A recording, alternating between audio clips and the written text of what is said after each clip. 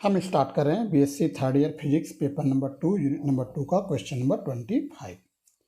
पहले हम क्वेश्चन पढ़ लेते हैं। कुछ फार्मूले हैं जो आपको याद रखने हैं, फिर हम इसका सलूशन आपको देंगे।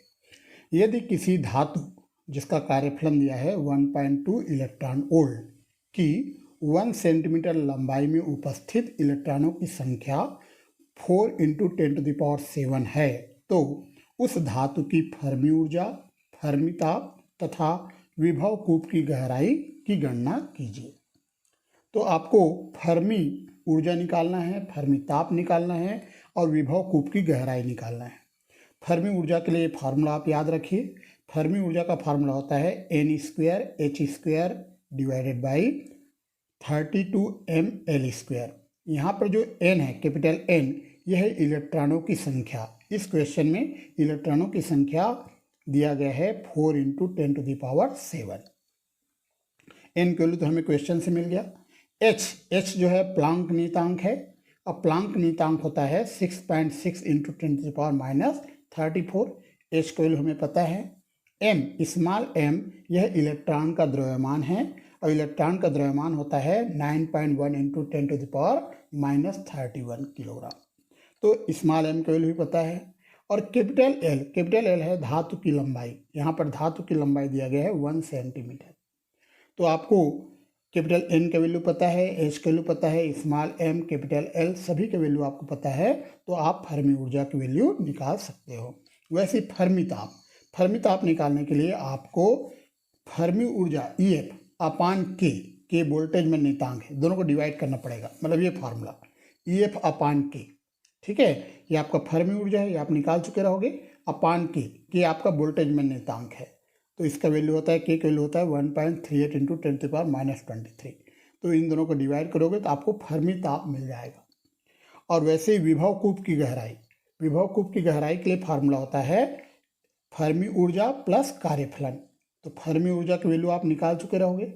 कार्यफलन की वैल्यू क्वेश्चन में दिया है, ये देखिए कार्यफलन दिया है 2.1 इलेक्ट्रॉन वोल्ट। दोनों को ऐड कर दोगे तो आपको मिल जाएगा विभव कूप की गहराई।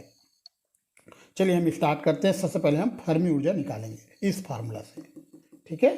तो हम स्टार्ट कर रहे हैं इस क्वेश्चन का सलूशन। हमने लिखा है प्रश्न अनुसार मतलब क्वेश्चन के अनुसार हमें कार्यफलन दिया गया है फाई की वैल्यू 2.1 इलेक्ट्रॉन वोल्ट, धातु की लंबाई दिया है 1 सेंटीमीटर। इसको मीटर में कन्वर्ट करेंगे तो 1/100 मीटर मतलब 10⁻⁻2 मीटर आ जाएगा। इलेक्ट्रॉनों की संख्या n की वैल्यू दिया गया है 4 × 10⁻⁷।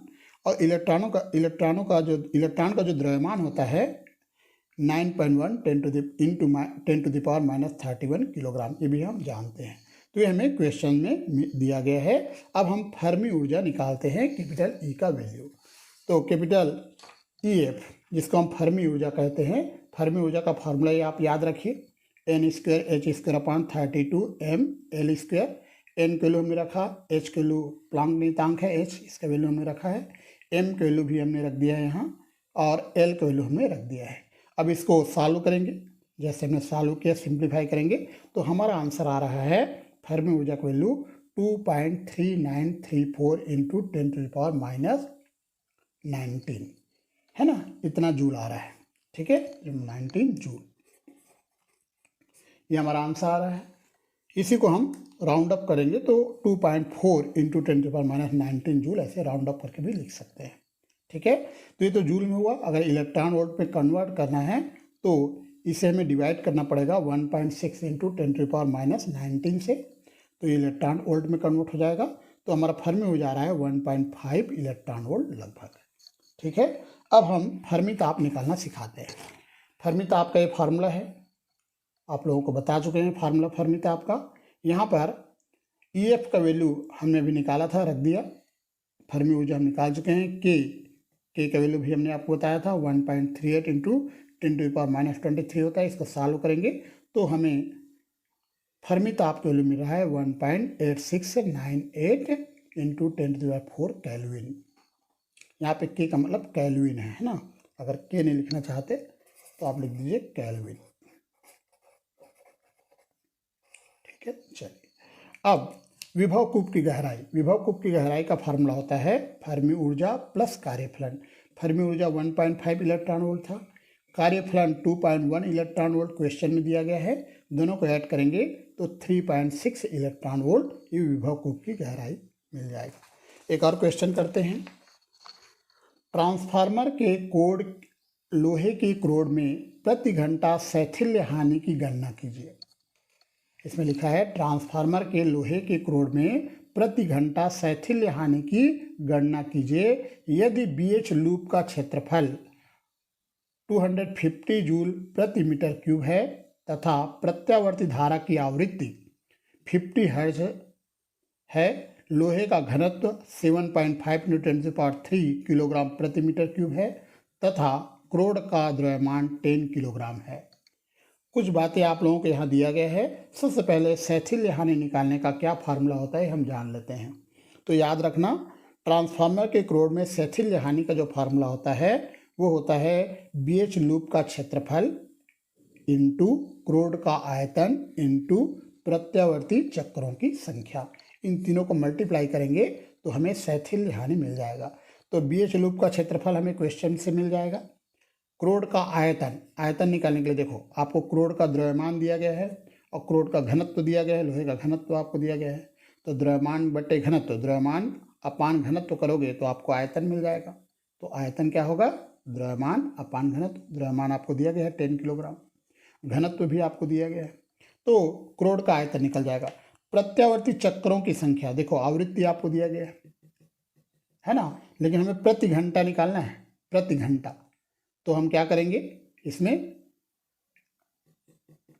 60 × 60, क्योंकि हमको पता है 60 सेकंड का 1 मिनट होता है और 60 मिनट का 1 घंटा होता है ना।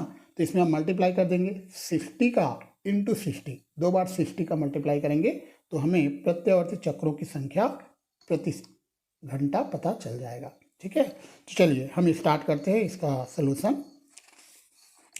प्रश्नानुसार BH लूप का क्षेत्रफल मिला है 250 जूल प्रति मीटर क्यूब। क्रोड का आयतन है द्रव्यमान बटे घनत्व, तो इस फार्मूले से हम निकालेंगे। द्रव्यमान 10 किलोग्राम दिया गया है, घनत्व भी हमको दिया गया है। यहाँ से क्रोड का आयतन हमने निकाल लिया 1.33 × 10⁻³ मीटर क्यूब। प्रति घंटे प्रत्यावर्ती चक्रों की संख्या, हमें आवृत्ति दिया गया था 50, इसमें 60 × 60 मल्टीप्लाई करेंगे। क्यों ऐसा मल्टीप्लाई करेंगे? क्योंकि प्रति घंटा बोल रहा है, 1 घंटे में। ठीक है, तो 1 घंटे में 60 मिनट 60 मिनट होते हैं और 1 मिनट में 60 सेकंड होते हैं, है ना। तो अगर हम 1 घंटे में निकालना है तो 60 × 60 कैसे मल्टीप्लाई करेंगे? तो ये हमारा आ रहा है 1,80,000, है ना, 1,80,000 आ रहा है। ये हमारा प्रत्यावर्ती चक्रों की संख्या है। अब हमें निकालना है प्रति घंटे क्रोड में शैथिल्य हानि। तो शैथिल्य हानि के लिए BH लूप का क्षेत्रफल, क्रोड का आयतन और प्रत्यावर्ती चक्रों की संख्या, तीनों को मल्टीप्लाई करेंगे तो हमारा आंसर आ रहा है 5.985 × 10⁴ जूल। एक और क्वेश्चन हम करते हैं। एक धातु की अनुचुंबकीय प्रवृत्ति 2.3 × 10⁻⁵ है। चुंबकीय प्रवृत्ति हमें दिया गया है 2.3 × 10⁻⁵ है। इसके प्रति इकाई आयतन में परमाणुओं की संख्या 2.2 × 10⁻28 है। परमाणुओं की संख्या भी दिया गया है। यदि तापक्रम 27 डिग्री सेल्सियस, आपको टेम्परेचर भी दिया गया है 27 डिग्री सेल्सियस, तो परमाणुओं की चुंबकीय द्विध्रुव आघूर्ण की गणना कीजिए। यहाँ पे कुछ बातें आपको दे दिया गया है कि जिसको हम वोल्टेज में नियतांक कहते हैं, इसका वैल्यू 1.38 × 10⁻23 जूल प्रति केल्विन, और μ0 जिसे हम निर्वात की चुंबकनशीलता कहते हैं, ये होता है 4 पाई × 10⁻⁷ न्यूटन प्रति एम्पियर स्क्वायर। ये भी हमें क्वेश्चन में दिया गया है। अब हमें ये फार्मूला याद रखना है चुंबकीय प्रवृत्ति का। ये होता है n μ0 m² / 3kT। यहाँ पर ये जो कैपिटल M है इसी को हम चुंबकीय द्विध्रुव आघूर्ण कहते हैं, जिसका मान हमें इस क्वेश्चन में निकालना है। यहाँ पे चुंबकीय द्विध्रुव आघूर्ण की गणना कीजिए लिखा हुआ है। हम इस कैपिटल M का वैल्यू निकालेंगे। n जो है परमाणु की संख्या, ये हमें दिया गया है क्वेश्चन में, परमाणु की संख्या स्मॉल n का वैल्यू। ठीक है, μ0 का वैल्यू होता है 4 पाई × 10⁻⁷। चलिए भी μ0 का वैल्यू पता है। k के वैल्यू हमें पता है 1.38 × 10⁻23, और t यहाँ पे दिया गया है 27 डिग्री सेल्सियस। सभी वैल्यू हमें पता है, इस फार्मूला में हम रख देंगे। काई के वैल्यू भी दिया है, चुंबकीय प्रवृत्ति की भी दिया है यहाँ पे ये, तो हमें कैपिटल एम का वैल्यू निकालना है ना। इस कैपिटल एम का वैल्यू हम निकालेंगे इस फार्मूले से। चलिए स्टार्ट करते हैं। तो धातु की अनुचुंबकीय प्रवृत्ति काई की वैल्यू हमें दिया गया है, परमाणु की संख्या क्वेश्चन से मिल जाएगा, म्यू जीरो की वैल्यू हमें पता है, और के वोल्टेज में नियतांक हमें पता है, और टी परम ताप दिया है 17 डिग्री सेल्सियस। 17 डिग्री सेल्सियस को केल्विन में चेंज करेंगे, इसमें 273 का प्लस कर दीजिए तो आ जाएगा 290 केल्विन। ये फार्मूला है। इस फार्मूला में आपको एम स्क्वायर निकालना है, तो यह जाएगा 3kT काई अपान एन म्यू जीरो। के का वैल्यू रख दीजिए यहाँ से देख के, टी का वैल्यू 290 रख दीजिए, काई की वैल्यू यहाँ से आप देख के रख दीजिए, म्यू जीरो की वैल्यू ये है आपका, इस पाई की वैल्यू 3.14 लिखा ना, और स्मॉल एन का वैल्यू भी आपको दिया गया है। सभी वैल्यूज हम पुट कर देंगे। सभी वैल्यू पुट करने के बाद में जब इसको हम सिंप्लीफाई करेंगे तो हमारा आंसर आ रहा है m = 3.16 × 10⁻⁻24 metre ampere metre square.